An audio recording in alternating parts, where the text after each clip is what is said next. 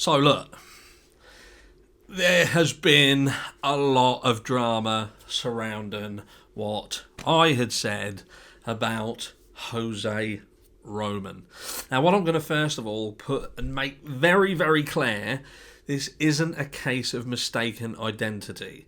This wasn't a situation where we looked at a picture of one Jose and thought, right, that's him. That's not what happened. So what happened is I have been getting information from what I would consider a very reliable source.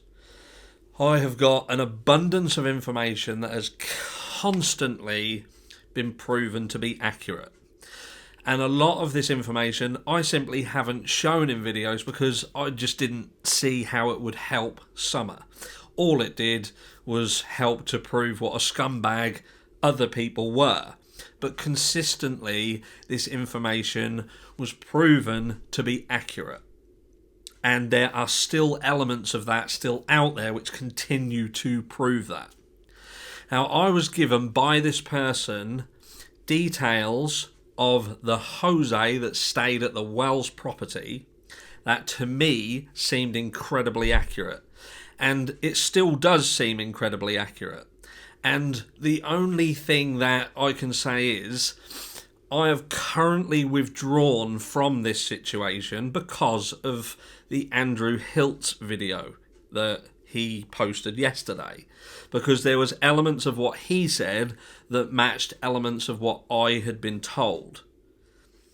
And because this person that has given me information is local to the area, that obviously spiked my curiosity.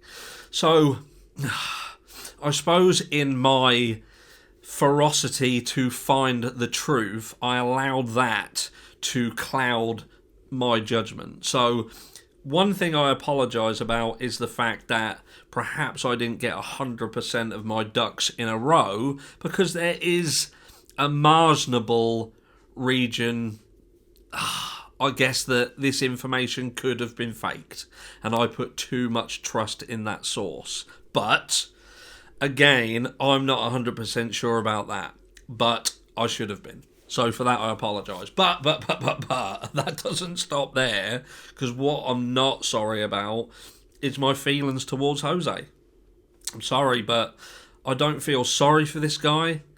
I do not for 1 second have an ounce of being inside me that feels sorry for him whatsoever, and I'll tell you for why. You guys all out there claiming about mental health issues and things like that. I lived with a parent who had a mental health issues for many, many years, and that was my mother. And my mother sadly took her own life not that long ago. But my mother, she never, ever, ever had an issue with regards to how children were treated by other people.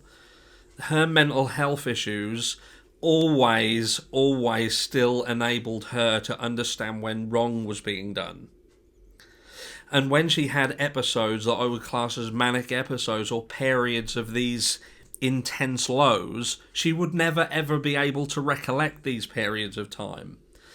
But Jose proved that not only could he recollect these periods of time, but dependent on who he was talking to, he could manipulate them to the audience that was at the time watching. Now, Jose was given information prior to his sitting on Justice for All's website channel. He was given information that he could catch up with and get an idea of the narrative, and he used that narrative. And what we're seeing here with this divide is what's wrong with society as a whole. This is what happens when someone from social services goes into a house of an abused child and is very easily turned over by the oppressors. Because these oppressors, the people who do bad things, are very, very capable of manipulating people so it looks like they're not doing anything. And Jose manipulated people. He utilised the information that he had about Summer and embellished those emotional feelings and thoughts and comments to his advantage, so you felt for him. A guy who claimed, look, he He said he was there for 6 months, and it would appear that he was there for around 6 weeks. But in this 6 weeks, this guy partied, he took drugs, he watched the abuse of children, and he left to go on an extended Tinder date. That's the be-all and end-all of it. And then there was some confusion over a phone going in the water. Whether it did or not, that's... But he never ever checked in. Never ever checked in, and claimed that he never ever looked on social media to see anything. Never ever looked, never ever did anything, up to the point where Justice for All called him and pulled him back into the fray to have this discussion. If you love a child, if you've looked at a situation they were in and deemed that it was a risk, and you love these children, why would you never ever look back and check that they're okay? Why would you never... This is a family that you stayed with, that you lived with, and you apparently formed this connection and this bond with the children.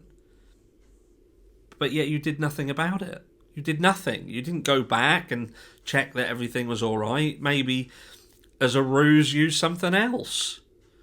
Is Candace all right? Is Summer all right? Are the kids all right? Is everything going up? Is everything okay? We know he was in contact with other people. Did he ever speak to them and ask them? He did nothing. Absolutely nothing. Now, I mentioned on my community feed that there are cases in the UK that have happened recently where not the person who dealt the blow, but the person who watched it happen and did nothing, they were imprisoned. They were imprisoned because they were deemed culpable in the act. They saw what was happening, they did nothing about it, and it led to the harm of a child. And they are sitting in prison for it. But this guy did exactly the same while he drunk and partied, and you lot praise him for it. And I can't get my head round it. So once again, I apologise for not getting my ducks 100% in a row. There's still going to be information that comes out, and it's not going to be from me yet. But all I'll say to people is be careful what corner you sit in, because things are not always as they seem.